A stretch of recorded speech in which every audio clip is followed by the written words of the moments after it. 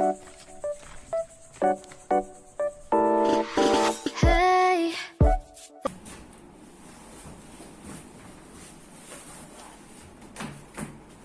Selamat pagi murid-murid. Okay, duduk. Hari ni teacher akan ajar dengan subtopik baru iaitu 10.4. Betul tak? Atira?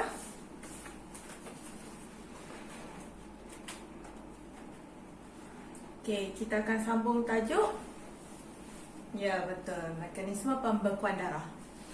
Semua buka muka surat 173. Okey. Teacher nak tanya.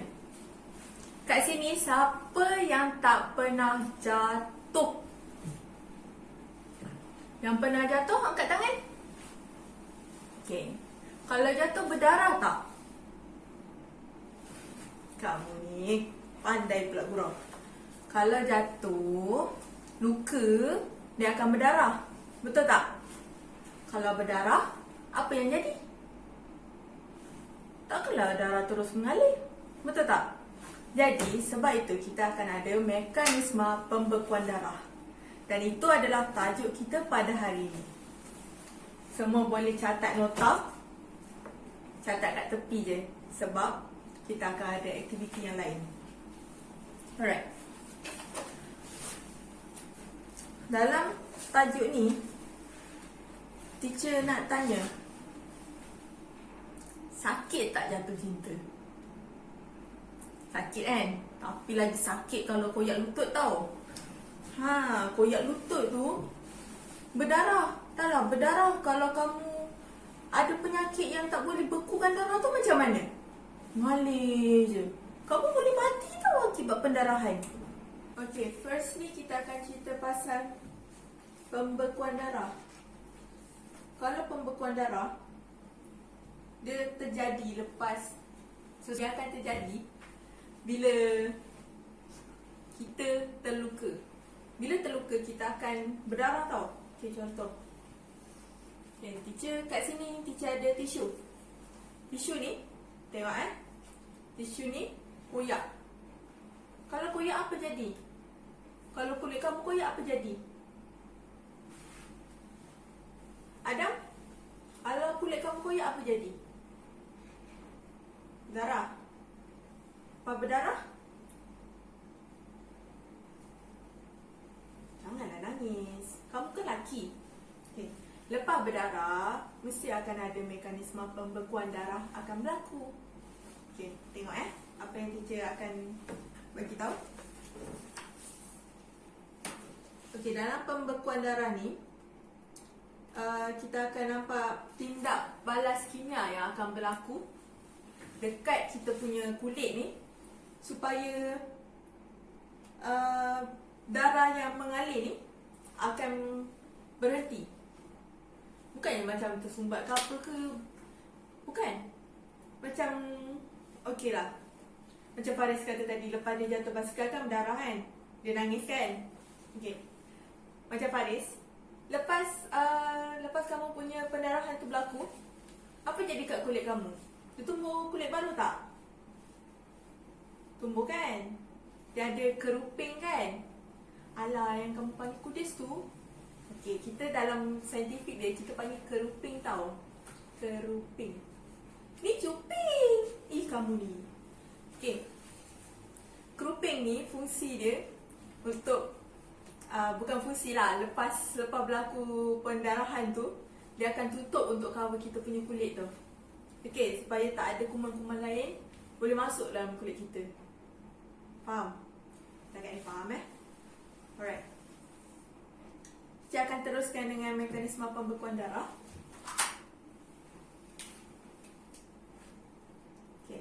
Hari ni, kamu kena ingat benda ni. Sebab dia akan berlaku sepanjang hidup kamu. Kalau kamu terluka, potong ayam ke kan. Macam masa raya kamu kena, apa orang kata, rewang. Rewang. Rewang untuk potong-potong ayam kan. Saudara mara datang semua. Lepas tu tiba-tiba kamu nampak, Cucu Cik Senar ni masuk. Ui, handsome lah. Ha, terpotong. Berdarah. Betul tak? Takkan darah tu mengalir je. Takkan kamu tak nak tahu kenapa darah tu akan berhenti? Betul tak? Jadi, mekanisme pembekuan darah ni berlaku kerosak when we have cuts in our hands ataupun any parts of your body, okay? Dekat badan yang terluka tu, dia akan merosakkan salur darah. So, bila salur darah kamu tu dia terluka, dia terkoyak, dia akan berlaku penggumpalan platelet. Faham? Platelet ni dia akan bergumpal. Macam, katakanlah macam kamu pergi tandas kan? Okay, Aiman, kalau kamu pergi tandas, kamu nampak dekat tandas tu tersumbat, apa jadi? Dia jadi tak boleh nak lalu lagi kan? Dah tak boleh nak pang, dah sebab dia tersumbat, betul? Jadi macam ni lah kita punya darah. Bila dia punya darah mengalir, dia terluka, so darah platelet kita ni akan bergumpal.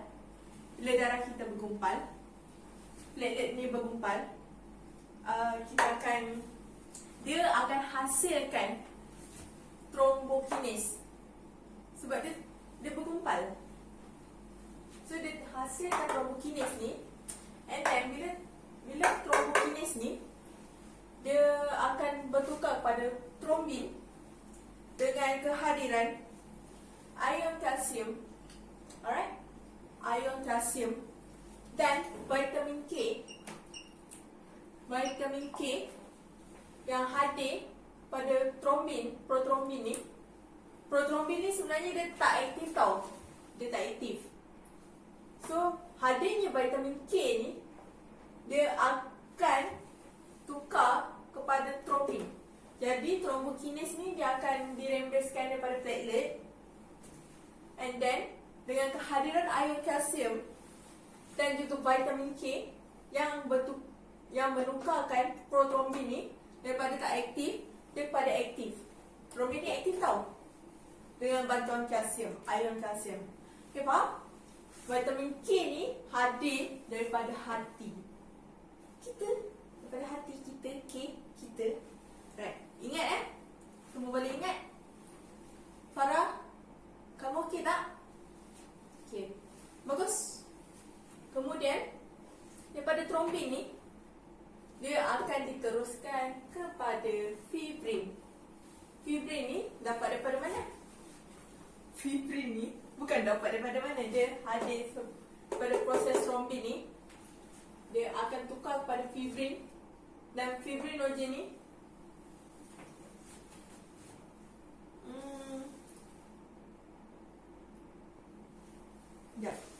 fibrinogen ni yang akan melarutkan fibrin. Lu tahu tak yang fibrin yang bila berlakunya darah, kita akan nampak macam berbenang-berbenang tu kan? Dia ada macam jaringan-jaringan. Jadi yang jaringan-jaringan tu adalah fibrin. Dia tak larut. Dia tak larut dalam kulit kita. Jadi, itulah fibrin. Kehadiran fibrinogen ni, dia aktif. Dia akan hadir dengan fibrin. Kalau kamu tahu tak fibrin ni, okay, katakanlah fibrin ni macam ni. Kita tak panggil sel darah merah kita tu sel darah merah je. Kita akan panggil apa? Aiman, kita panggil sel darah merah kita apa? Erythrocyte. Bagus. Jadi dekat fibrin ni dia tak larut tau. Jadi fibrinogen ni dia larut. Dia akan bantu fibrin ni fibrin ni dia akan hasilkan berbenang untuk menghalang daripada erythrocyte ni keluar. Okay, faham tak? Setakat ni daripada fibrin ni, macam kamu ada darah tau. Darah kat sini. Kamu terluka. Bila kamu terluka, darah tu akan mengalir keluar. Jadi fibrin ni dia akan membuat jaringan dekat kamu punya kulit supaya darah tu tak keluar. Faham? Kakak ni faham Dan fibrin ni dia akan jadikan darah beku. bila darah beku, jadi dia akan buat proses grouping. Macam teacher cakap tadi lah, dia akan jadi kudis. Kita panggil saintifik dia as grouping lah. Okay, when darah beku ni dia akan jadi blood clotting. Blood clotting ni dalam bahasa Inggeris, teacher saja je. Alright, ada apa-apa persoalan tak?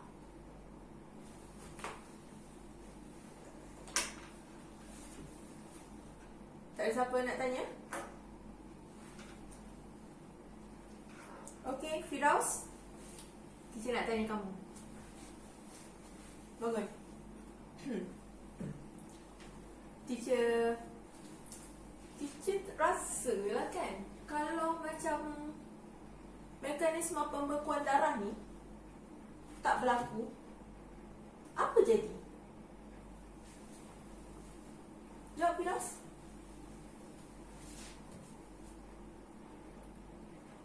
Darah mengalir, betul. Dan apa jadi? Ya ke? Aisyah nak tolong Firaus. Cakap je kerja dia. Okay, betul. Bagi tepukan dekat Firaus semua. Okay, Firaus, betul kamu cakap. Kalau pembekuan darah tak berlaku, darah akan terus mengalir. Lepas tu dia akan mengakibatkan pendarahan yang teruk, dan kita punya oksigen pun tak dapat dibekalkan dekat jantung. Sebab pendarahan berlaku, tak sampai ke otak, kita punya oksigen pun tak sampai ke otak lah. Kan darah dipam daripada jantung ke seluruh badan. Dan kalau pendarahan berlaku, macam mana darah tu nak bekalkan oksigen dekat kita, betul tak? Dekat otak, betul tak? Bila tak cukup oksigen, kamu akan macam pingsan semua tu, betul? Jadi dekat sini, kamu rasa ada tak penyakit macam tu? Macam bukan macam tu lah. Maksud kita, ada tak sejenis penyakit yang tak boleh berlaku pembekuan darah? Kamu rasa ada tak? Ya, Mina? Jawab. Okey, bagus. Amina tahu. Mana kamu tahu ni? Iya. Bagus mak kamu ajar. Okey. Hemofilia. Okey. Ingat, semua boleh catat dekat tepi buku tu. Jangan contoh buku teks. Sayang buku teks. Contoh dekat kamu punya nota. Kat nota tak apa, teacher yang tanda. Teacher yang akan baca dan kamu pun akan baca. Okey. Hemofilia ni sejenis penyakit yang di mana dia tak akan ada pembekuan darah. Dia akan sentiasa mengalir. Sebab dia punya platelet dia ni tak akan bergumpal. So dia tak akan ada darah beku. Darah beku tak berlaku dekat dia punya kulit. Darah beku tak akan berlaku dekat dia punya sel darah tu. Okay, faham? Sebab tu hemofilia ni penyakit yang bahaya. Sebab dia tak boleh nak jatuh. Okay, teacher dululah kan, ada kawan teacher punya adik, dia ada sakit hemofilia. Jadi adik atau kakak dia lah, teacher tak ingat, akan jaga dia betul-betul. Lepas tu apa yang berlaku? Dia main panjat pokok tau. Dia ni sangat aktif. Tiba-tiba dia panjat pokok. Dia panjat pokok, dia jatuh. Berlakulah pendarahan. Bila berlaku pendarahan tu, darah dia tak berhenti, mengalir je. Bila mengalir, bawa pergi hospital, doktor dah tak boleh nak selamatkan sebab darah dia dah terlampau banyak mengalir. Okay, faham tak? Jadi penyakit hemofilia ni penyakit yang bahaya. Bukan bahaya lah, dia kira macam tak menjamin keselamatan. Dan kamu tahu apa jadi dekat dia punya abang atau adik tu? Dia jadikan yang tu sebagai semangat dia untuk teruskan cita-cita dia untuk jadi pakar darah. Okay? Dia jadi doktor, tapi dia ambil bahagian darah. Sebab dia nak kaji, dia nak tahu And dia nak cari ubat untuk adik, bukan untuk adik dia lah, untuk orang lain lah yang ada penyakit hemofilia. Faham? Okay, kita teruskan. Jadi selain hemofilia, kita ada juga penyakit thrombokinesis. Thrombokinase ni dia enzim. Jadi penyakit thrombokinesis ni pembentukan darah beku. Maksudnya kat sini, kalau kamu tengok dekat muka surat 184,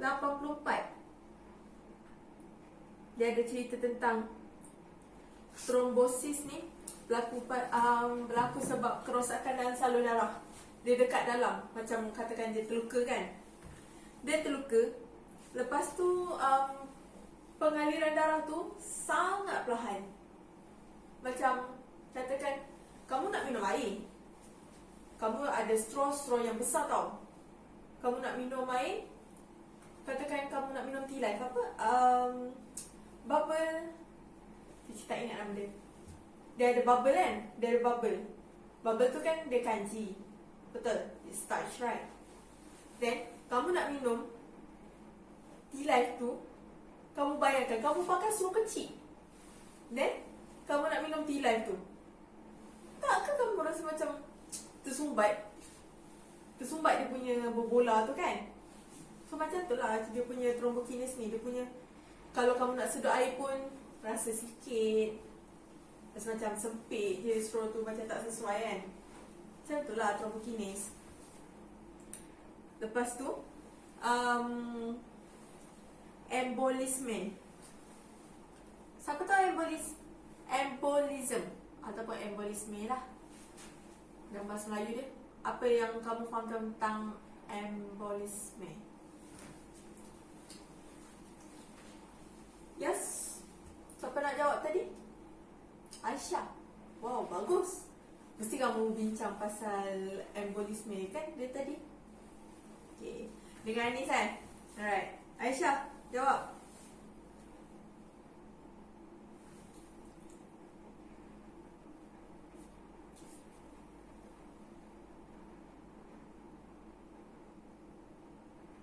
Okay. Bagus.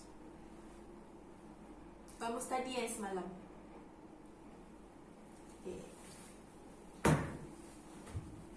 Walaupun dia cakap tak adalah sangat dalam buku teks kan, tapi bagus dia baca sebelum kelas. Mungkin dia bincang dengan Anis ke tadi kan tentang embolisme, tentang malam tadi ke dia gosip-gosip, kau tahu tak pasal embolisme semua tu kan. Okay. Next. Teacher nak tanya,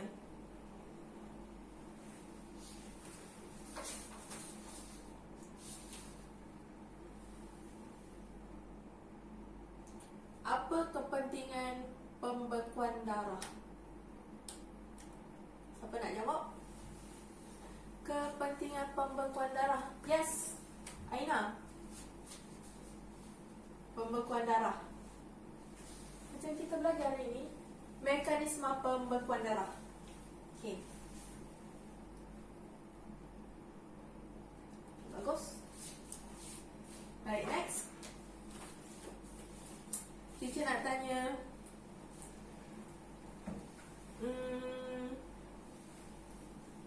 Farah?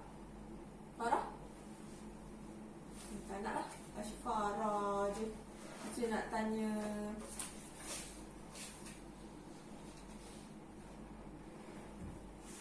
Razman. Okay, Razman. Apalah kamu ni, panggil Razman je pun. Okay, Razman, kamu bangun. Teacher nak kamu buat refleksi tentang apa yang kamu belajar pada hari ini. Teacher nak dengar.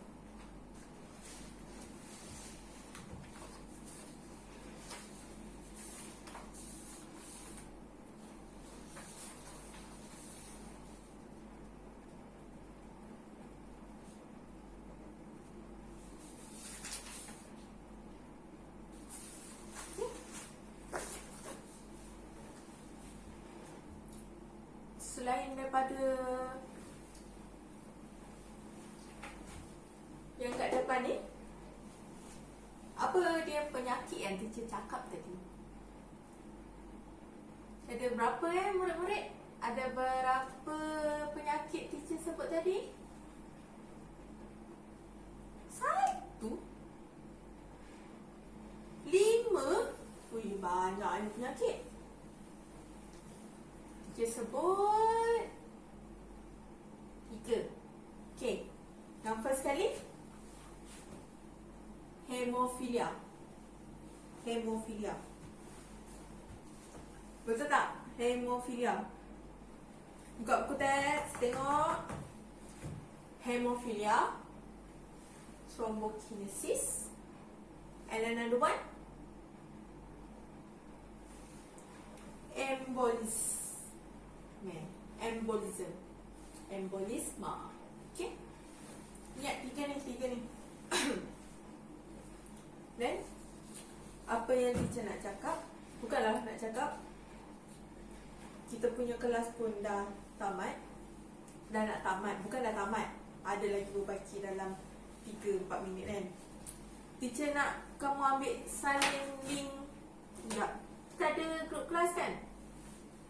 Okay, teacher akan forward link quiz is untuk kamu jawab. Balik nanti dekat rumah kamu jawab. Daripada main handphone, buka Instagram, buka TikTok, buka apa lagi? Apa? Omi kan? Tadi kamu buka Omi ke Omega ke apa? Apa yang terbaru tu? Lead match. Baiklah, kamu buka quiz is teacher ni yang teacher sediakan ni. Adalah juga ilmu kamu belajar.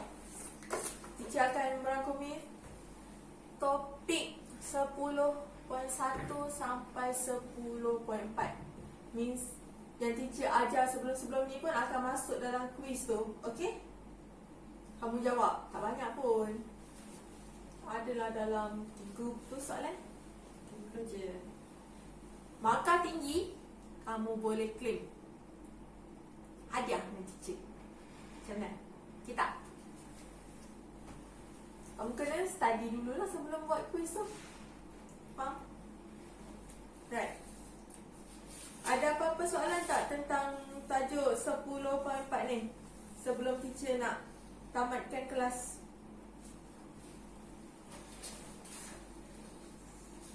Okay. Ada tak? Okay, teacher nak bagi latihan. Okay.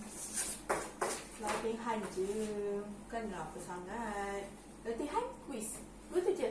Latihan dan quiz. Latihan teacher senang je. Kamu buat peta minda tentang topik yang kita belajar hari ni. Itu je. Tak banyak. Peta yang paling kreatif. Nanti kamu tampal dalam nota. Okay. Semua ada buku nota masing-masing kan? Teacher dah bagi kan? Teacher dah tanda kan yang lepas? Tak ada yang tak hantar. Right. Teacher nak kamu semua buat dalam satu kertas A4, and then kamu akan tampal dekat buku nota kamu tu. Okay? Buku nota kamu saiz apa? Besar kan? A4 kan? Bukannya buku nota kamu saiz A5. Jadi kamu bolehlah tampal. Jadi cantik lah. Dia macam tersusun kan? Okay? Tampal dekat situ. And then buat latihan muka surat. Apa lah ilmu kan? Buat latihan muka surat 184. Itu je. Latihan practice formatif tu. Yang 10.4 tu 184. Muka surat 184. Okay. Faham? Itu je teacher minta. Tak banyak. Okay. Apa yang teacher cakap tadi? Apa latihannya? Ada 3. Okey lah, 3. 1, buat quiz is. 2, buat nota. Dan 3, jawab soalan. Tak banyak lah. Ada berapa ni? 4 soalan ni. 1, 2, 3, 4. Betul? Tak banyak kan? Tu je. Nanti next class kita akan bincang bincang selanjutnya tentang darah. Kita akan cakap pasal darah ABO. Kita akan tahu macam mana kamu punya darah, macam mana kamu ditentukan darah. Tak yang dia rumit-rumit tu lah, tak adalah rumit sangat. Macam kamu punya parents kamu cakap kan, yang kalau darah dia lain ke daripada kamu ke kan, mungkin yang tu lah kita akan sembang. So next class kita, yang tu laki seronok. Okay, right, teacher